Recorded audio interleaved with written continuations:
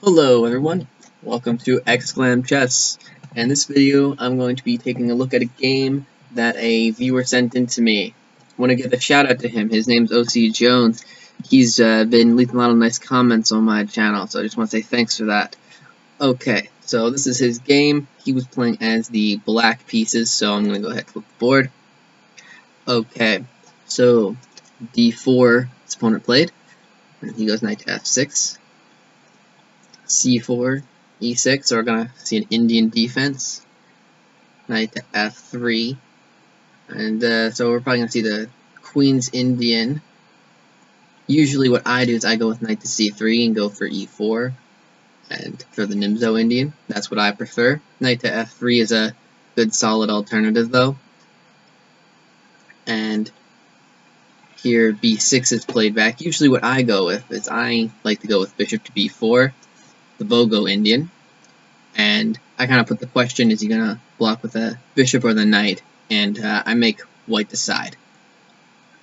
And usually that'll wind up getting off a piece, and then I won't have to worry about any cramp that might come on because of these two advanced center pawns.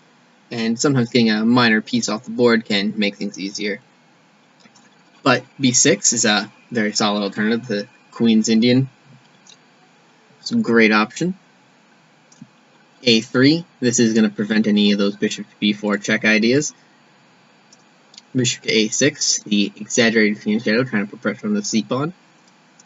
And queen to b3 is played. I probably would have just gone with queen to c2 if I was playing as white to defend the c4 pawn.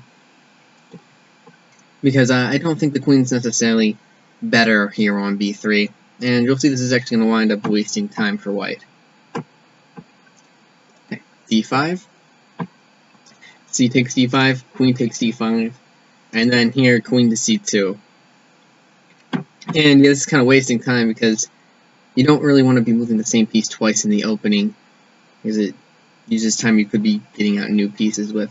If I was playing as white, I probably would have just exchanged queens, and that way I wouldn't be losing so much time moving the same piece and moving the queen back to c2, which I would have just done from the start. Time is an important thing in chess. If you waste time on moves and keep moving the same piece twice, you'll wind up at a disadvantage and have less pieces out. Okay, c5, attacking the center. I like that. Knight to c3, developing the knight with tempo on the queen.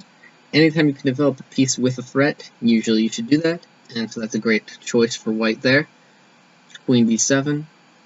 D takes c5. I'm a little skeptical of that idea for white because black's move regains the pawn while developing out the bishop, and white gave up some of his control of the center with them. He had that center pawn on d4, and then he gives it up while developing a piece for black. I don't see how that can help white necessarily.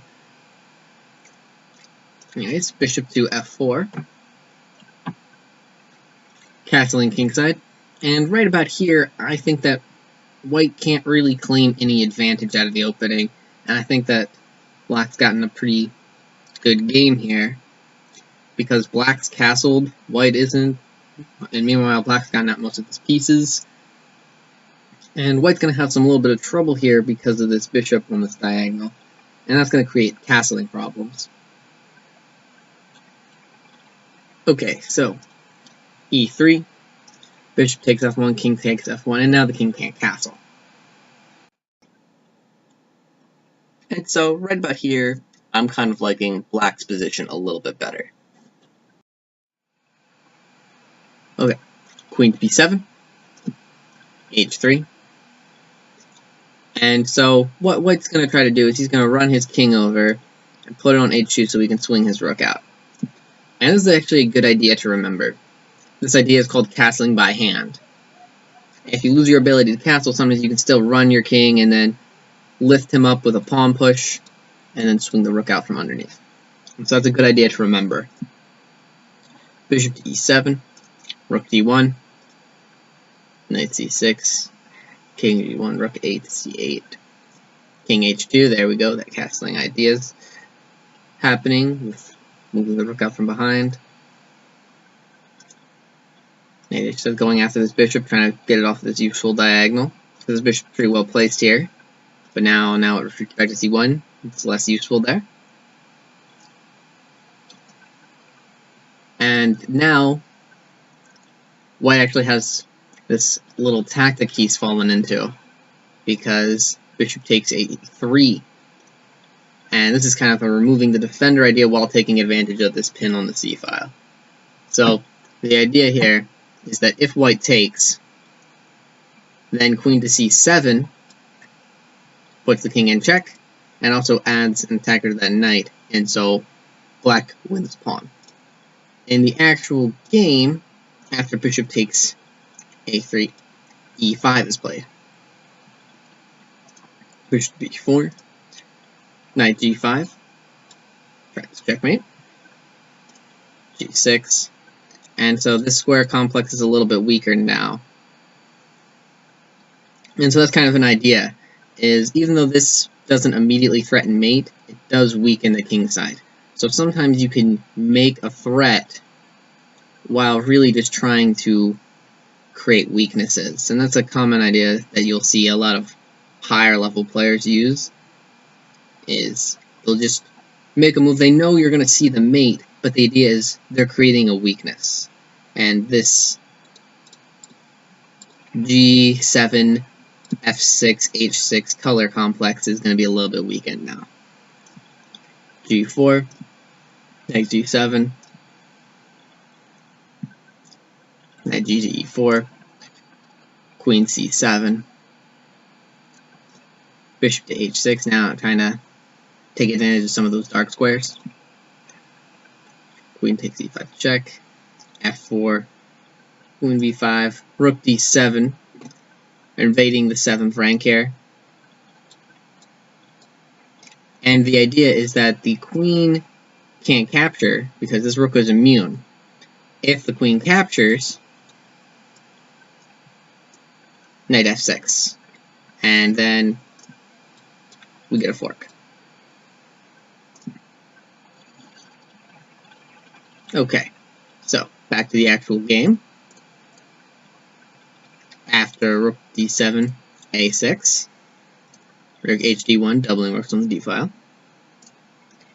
Bishop takes c3, b takes c3, knight c4, rook b1, queen c6, knight to f6, king h8 only move, queen to f2, and then here queen to a4 was played. Here, actually, black had a pretty good resource. Queen to a4 wasn't such a great move, putting the queen on the side. And here, black did have a chance to get a pretty good fight still with the move e5.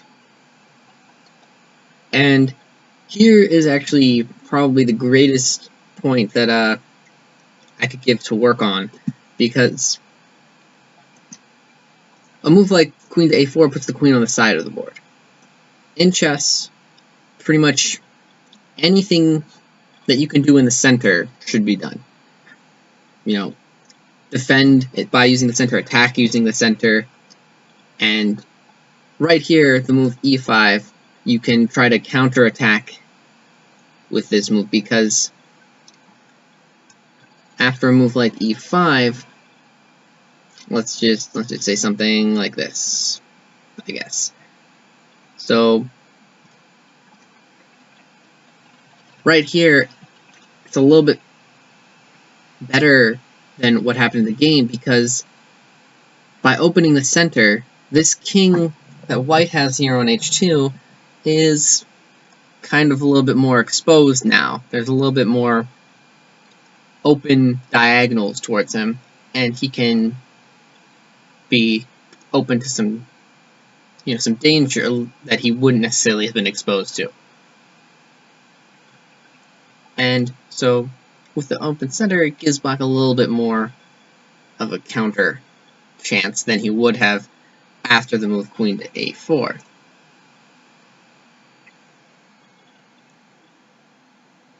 Okay, so back to the actual game. Queen to a4, rook e1, queen c6, queen h4. Now e5, but it's too late. The move doesn't have the same impact now that it would have had a few moves ago. Takes e5, knight takes e5. Takes, queen takes, bishop f4, queen c2, bishop d2, g5, rook takes g5, knight e6, and then rook to h5, and now there's unavoidable mates happening, and so this is where black resigned. Okay, so looking at this game, the lesson is defend through the center. Whenever you're in trouble, or really at any point in the game, but everything pretty much revolves around the center. You want to attack using it, defend using it. Anytime you can use the center, you should. It's the most important area of the board. These 4 center squares cannot be stated enough. And so, anytime you can do anything using those 4 squares, do that. Okay, so that's all for this video. Thanks for watching.